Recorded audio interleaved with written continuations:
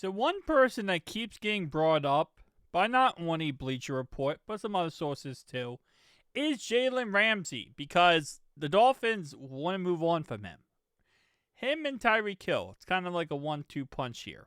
Although I think Tyreek Hill more wants to move on from the Dolphins than the Dolphins want to move on from him. Nonetheless, though, this situation is going back and forth, and we keep getting dragged into it. So let's talk about this because we did lose Mike Hilton this offseason. And while I'm actually pretty okay with our cornerbacks, more I would rather get a safety if we could. On defense right now, if we could pick up one position, it would be safety. I think we need a backup safety as a rotational piece because right now we got Jordan Battle, Geno Stone. Behind them, Tyson Anderson, who hasn't played a defensive snap in 2 years. Great special teamer, hasn't played defense. And Anthony, who was our 7th round draft pick 2 years ago, hasn't played a snap since the PI call against the Chiefs. So we need something when it comes to help in our safety group. But losing someone like Mike Hilton and how good he was in run support, it wouldn't be a bad idea to gain someone like Jalen Ramsey. Not only that, Jalen Ramsey does have good age to him, so he could be a good veteran leader for the rest of our guys who very young secondary. So having a good veteran leader in there could be great. So again, across the board, it does make sense when you really break it down because he's great in run defense, and that's exactly what we're losing. We lost a great run defensive cornerback.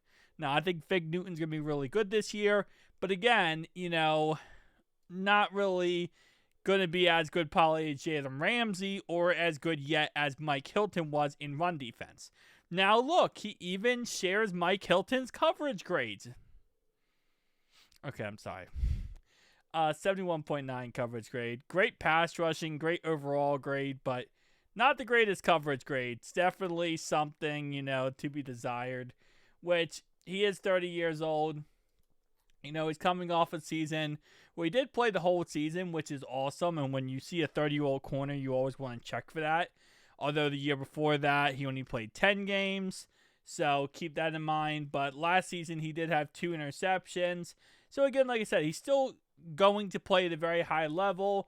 When you look at his contract, there is a potential out after this year. So he's on a 2-year potential out, and then he has 3 years after that. Now, again, we don't have to pay the signing bonus and all this other crap over here.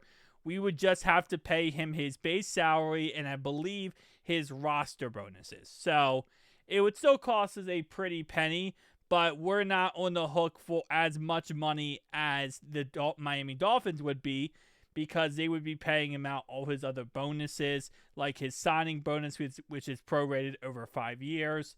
But taking a look at this, and I might go to overcap.com because I don't really love SpotTrack.com when it comes to showing off contracts. I just feel like overcap.com does such a better job of breaking down these contracts because they actually show you like the little in and outs. Okay, there are the Miami Dolphins. Jalen Ramsey, the 3rd highest paid player on their team. And now we can see a little bit maybe more. So it looks like a lot of that money that he's getting that's like adding up real quickly is first off his signing bonus, which again, they will be paying. We do not pay his signing bonus. We pay his base salary over the next 3 seasons. So next 4 years. So we would have to pay this money, this one, and this one. So that's interesting. Again, prorated signing bonus, that's going to be covered by them. Optional bonus, I believe, is also covered by them, but we would be on the hook for the roster bonus, as he is on our roster, obviously, and if he's on our roster at a set date, then he would get these bonuses. Per game, and always disregard, for the most part, this per game salary stuff. The reason why is because if you add it up, it never adds up correctly. This is something that I have already emailed over to cap.com about this. But for some reason, a lot of these per game signing bonus or per game roster bonuses don't add up correctly. I don't know why. I've emailed them, have not heard a response back. So Yeah, anyway, workout bonus, and then we have guaranteed salary, and then, going on with that. But again, like I said, it would cost us a lot less than it would cost the Miami Dolphins to go ahead and take him off his hands. At the end of the day, the Bengals aren't going to make a trade, okay? And we're just going to be blunt and honest about this at this point. This is not going to happen. We're not going to make a blockbuster trade for Jalen Ramsey. We're not going to trade Trey Hendrickson away. We're not going to do all these things. The Bengals, based on what we've seen from the front office, and they've done a lot of good things this offseason, feel like they have pushed the boundaries more than they normally would have. But for the most part, the Bengals are going to do the typical Bengals thing here. We might sign 1 or 2 more free agents, and that's pretty much that when it comes to adding people outside of what we have right now on the roster. One issue I think we all have with Cincinnati when it comes to the front office is they do this every year. They go into battle with whoever they have, and they don't always look to try to make their team better in every circumstance possible. What I mean by that is through free agency. Like, there might be a free agent out there. They won't go get them because they like who they have now. And that's not a problem for the most part, right? Because if you say, we like who we have now, you should, right? You should be able to develop your guys, train your guys, make your guys better. That's a good thing. But the problem is, usually, in the past, is the past, obviously. But in the past, it has been, okay, that's awesome that you like your guys, but then we don't have depth. We don't have options to back it up.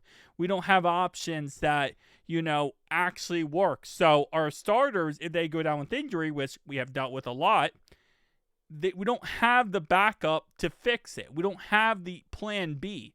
They go all in on plan A, and they don't have the plan B, C, D, E, F, G. And that usually is the problem, is you go into the season, you're like, okay, this is awesome. We have this guy.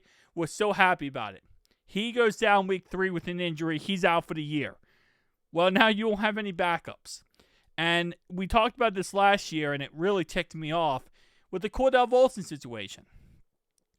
We could have traded for an offensive guard to replace Cordell Volson sometime last year during the period of time of week 1 all the way up to week 9 to the trade deadline, right?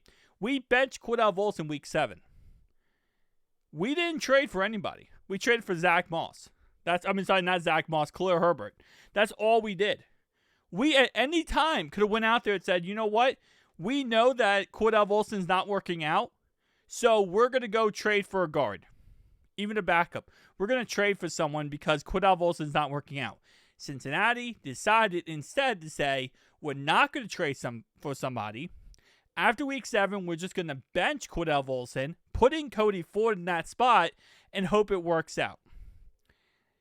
Again, you could at any time, they could have went out there and said, well, we already tell by week 7 they benched him, right? So by week 5, they could have been like, this guy's not really working out, right? We would like to go out there and see what other options we have, because also there's another guy not working out. His name was Alex Kappa, right? So you got to think like, okay, well, Kappa's not working out and Cordell Volson's not working out. Let's go out there, maybe trade for a left guard and put Cody Ford at right guard. And then we could kind of go with that. We didn't even try. There was no attempt. It wasn't like we tried and we failed. No, there was no attempt. So that's kind of the mentality that is really a problem here. I'm not saying you go out there and you trade all your draft picks and you try to give up the whole future, right? But at the same time, you do want to try to, if you're backed into a corner, kind of help yourself out a little bit. Don't be your biggest enemy here. Sometimes you got to finesse a little bit. But again, I don't think we're going to go after Jalen Ramsey. I don't think we're going to trade for him. I don't think it's going to happen. I don't even know what the Dolphins would want for him. Thinking about this clearly, the Dolphins are probably going to want a lot. Well, a lot for a 30-year-old corner. And I don't think it's going to be worth it. So I would say no. See you guys next one.